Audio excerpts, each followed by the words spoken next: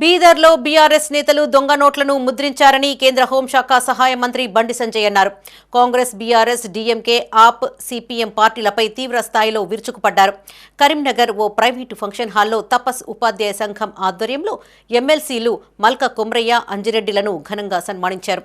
ఈ కార్యక్రమానికి ముఖ్య అతిథిగా బండి సంజయ్ హాజరై ప్రసంగించారు. అనంతరం పలువురు తపస్ నేతలు బండి సంజయ్ని ఘనంగా సత్కరించారు. లిక్కర్ దొంగలంతా ఒకే చోట సమావేశమై డీలిమిటేషన్ పేరుతో డ్రామాలాడుతున్నారని మండిపడ్డారు.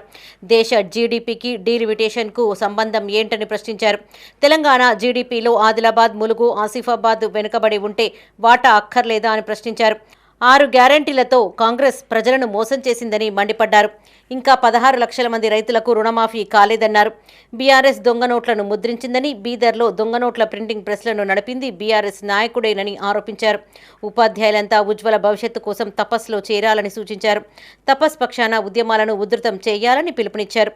ఉద్యోగాలు పోతే బీజేపీ టికెట్లు ఇచ్చి గెలిపించుకుంటామని స్పష్టం చేశారు. ఈ కార్యక్రమంలో బండి సంజయ్తో పాటు ఉపాధ్యాయ సంఘం, తపస్ నాయకులు, సభ్యులు, ఉపాధ్యాయులు, బీజేపీ నాయకులు, కార్యకర్తలు పాల్గొన్నారు. తపస్సు యొక్క ఆలోచన, తపస్సు సిద్ధాంతము, తపస్సు యొక్క ఫైటింగ్ స్పిరిట్ ఒకసారి చూడండి. చూసి అందరూ వారు వంచనికనే ఈ తెలంగాణ రాష్ట్రంలో ఒకటే ఆర్గనైజేషన్ ఉంటుంది, అది ఉంది తపస్సు. ఉపాధ్యాయ సంఘం యొక్క ఉపాధ్యాయ రంగం యొక్క సమస్య కోసం మనం ఫైట్ చేస్తారు. తప్పకుండా ఎవ్వరు వదిలిపెట్టే ప్రసక్తి లేదు.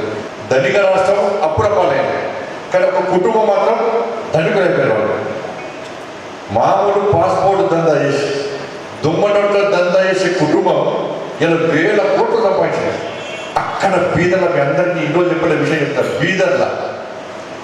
బీదర్లా ఇదే టీఆర్ఎస్ పార్టీ అక్కడ ఈ ప్రింటింగ్ ప్రెస్ ఉంటాయి.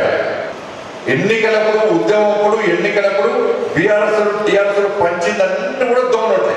ఇలా ఆ కుటుంబం ఇలా కోటీశ్వరులు అయిపోయింది. వాళ్ళ ఇప్పుడు మన వరకు టీఏ లేవా, బీఆర్సీ లేదా, ప్రమోషన్ లేవా, కొత్త ఉద్యోగం లేదు.